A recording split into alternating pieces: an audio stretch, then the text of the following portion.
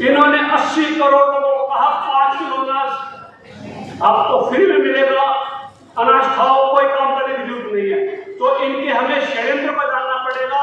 और अगर हम पढ़ाई की बात कर पाएंगे तो हम कुछ भी नहीं कर पाएंगे। इसके लिए मेरे ये विचार है कि मैं supreme court high court practice करता हूँ। मैंने दिल्ली से LLM किया था और मैंने बैंक की प्रोबेशनरी ऑफिस की जॉब छोड़ी थी और LLM के बाद मैंने JRP पास कर लिया था। तो मैंने समाज के लिए सोचा कि नौकरी छोड़ देनी चाहिए। तो मैं वकालत करता हूँ। सुप्रीम कोर्ट में वकील 2-2 करोड़ की कार में घूमता है, 50-50 लाख एक दिन में कमाते हैं और हमारे वकील इस प्रकार की कारों के टायर भी नहीं खरीद सकते। और हम बुराइयां करने में बिजी रहते कि ब्राह्मण विदेशी है, देखने में मिलता, घोड़े पे आते, गधे पे भेजेंगे। ये बातें करते करते हम थक नहीं पा रहे, लेकिन उन्होंने हमारे 80 करोड़ लोग।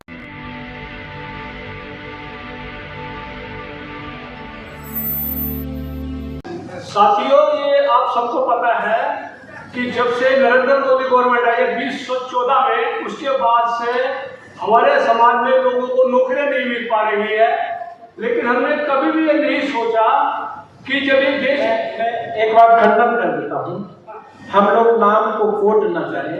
जब सरकार बात करेंगे तो ऑटोमेटिक वहीं पे जाएगा, क्योंकि हम लोग मांग जब करते हैं तो भी हमारे ऊपर आरोप लगता है कि हम भारतीय जनता पार्टी या सरकार विरोधी काम कर रहे हैं। तो नाम न ले किसी पार्टी की और न किसी व्यक्ति की।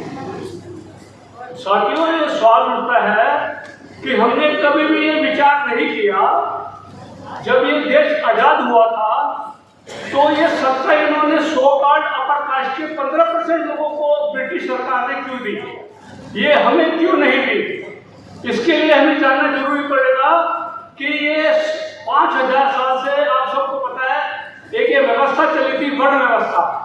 और ये वर्ण व्यवस्था में क्षत्रिय, ब्राह्मण, वैश्य और शूद्र बनाए गए थे, जो कि एक बर्थ के बेस पे ये कैटेगराइजेशन किया गया था। ये इसलिए किया गया था साथियों कि ये जो 100 कार्ड पर कास्ट के लोग हैं, ये विदेशों से आए थे, जिनको ये आर्यन से बोलते थे और ये सेंट्रल एशिया से आए थे। तो इन्होंने हमसे ना एजुकेशन का, पॉलिटिकल पावर का और इकोनॉमिक स्ट्रक्चर का हमसे छीनना था। इस वजह से इन्होंने ये व्यवस्था बनाई कि ब्राह्मण मुंह से निकला है, हाथों से क्षत्रिय निकला है, पेट से वैश्य निकला है, शूद्र पैरों से निकला है। लेकिन ये बताने में ऐसा बोल रहे हैं कि जिसको एक पंचम बोलते हैं, जिसको शेड्यूल कहते हैं, वो कहां से निकला। ये इन्होंने हमें मूर्ख बनाने के लिए व्यवस्था चलाई। लेकिन सवाल ये उठता है, ये व्यवस्था चली, ये क्यों चली, जबकि ये काल्पनिक व्यवस्था है। अगर ब्राह्मण मुंह से निकला है तो ये America, London, Japan, Switzerland, England और कनाडा में क्यों नहीं निकला? और कभी निकला भी था तो अब ये क्यों नहीं निकलता? ये इसका मतलब ये है कि इन्होंने हमें हर तरह की चीजों से वंचित करने के लिए व्यवस्था बनाई थी। अब सवाल ये उठता है कि इस व्यवस्था के विरुद्ध हम क्या कर सकते हैं। इससे पहले हमें जानना पड़ेगा कि इन लोगों की कितनी जबरदस्त पावर है।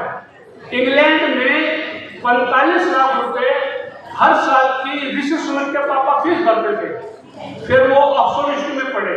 वो उस देश का प्राइम मिनिस्टर बना जिस देश ने 200 साल गुलाम बनाया था। और लीला से जो सुप्रीम कोर्ट की इलेक्ट हुई थी, वो देश आजादी से पहले ऑक्सफोर्ड यूनिवर्सिटी की LLB की गोल्ड मेडलिस्ट थी। और उनके बेटे ने गोल्डन गेट और शुटुका में लिखा तो उसको 14 करोड़ रुपए मिले थे। तो हमें इनकी बैकग्राउंड के बारे में भी ध्यान देना पड़ेगा, तब इनसे हम कुछ कर पाएंगे। अब यहाँ पर ये टॉपिक है कि बहुजन समाज के विकास के लिए न्याय जरूरी। इसका मतलब ये हुआ कि भारत ही एक पूरे वर्ल्ड में ऐसी कंट्री है जहां बहुजन समाज त्राही त्राही कर रहा है अपने न्याय के लिए। लेकिन हमें ये मुद्दा बैलेट से चुनाव करवाने का ही नहीं होना चाहिए। हमारा यह मुद्दा भी होना चाहिए कि हमारे समाज को 80 करोड़ लोगों को इन्होंने जानवर से भी बदतर कर दिया। गाय भैंस दूध देती है, खेतों में काम करती है, तब उनको खाना मिलता है। इन्होंने 80 करोड़ लोगों को कहा 5 किलो अनाज आपको फ्री में मिलेगा, अनाज खाओ, कोई काम करने की जरूरत नहीं है। तो इनके हमें षड्यंत्र को जानना पड़ेगा। और अगर हम पढ़ाई की बात कर पाएंगे तो हम कुछ भी नहीं कर पाएंगे। इसके लिए मेरे विचार हैं कि मैं supreme court high court practice करता हूँ। मैंने दिल्ली से LLM किया था और मैंने बैंक की प्रोबेशनरी ऑफिस की जॉब छोड़ी थी और LLM के बाद मैंने JRP पास कर लिया था। तो मैंने समाज के लिए सोचा कि नौकरी छोड़ देनी चाहिए। तो मैं वकालत करता हूँ। सुप्रीम कोर्ट में वकील 2-2 करोड़ की कार में घूमता है, 50-50 लाख एक दिन में कमाते हैं और हमारे वकील इस प्रकार की कारों के टायर भी नहीं खरीद सकते और हम बुराइयां करने में बिजी रहते कि ब्राह्मण विदेशी है, देखने नहीं मिलता, घोड़े पे आते गधे पे भेजेंगे। ये बातें करते करते हम थक नहीं पा रहे, लेकिन उन्होंने हमारे 80 करोड़ लोगों को गधे पे बैठा दिया। तो मेरा विचार ये है कहने का कि हमें इंग्लिश भी इम्प्रूव करनी पड़ेगी ताकि हम हर तरह की फील्ड में जा पाएं और हमें पढ़ाई के साथ साथ व्यापार में भी जाना पड़ेगा, क्योंकि तथागत गौतम बुद्ध ने भी ये कहा था कि मैं इसे ज्ञान नहीं दूंगा, पहले इसको खाना खिलाओ। और बुद्ध धर्म के ग्रंथों में ये लिखा हुआ है कि धनहीन व्यक्ति दिमाग से विचलित रहता है। BHU के प्रोफेसर ने तो यहाँ तक कह दिया कि मौत के खौफ से भी खतरनाक गरीबी का खौफ होता है। और जातक कहानी में लिखा हुआ है कि गरीब आदमी का कोई रिश्तेदार ही नहीं होता। तो हमें साथियों पढ़ाई के साथ साथ इस चीज का ध्यान भी देना पड़ेगा कि अगर हम हर तरह के काम में जा पाएंगे तभी हम बहुजन समाज सत्ता में आ पाएंगे। हम भीख मांगने से सत्ता में नहीं आ सकते। ये अगर आपको लगता है कि हमारा काम बहुजन समाज के लिए महत्वपूर्ण है तो आप हमें आर्थिक सहयोग के लिए सीन दिखाए गए QR कोड स्कैन और फोन पे और गूगल पे और UPI और बैंक अकाउंट में कर सकते हैं। फोन पे, गूगल पे 9250529129, UPI 9250529129@YBL। Bank account state bank of India AC 104299462008, IFSC code SBIN 00066563।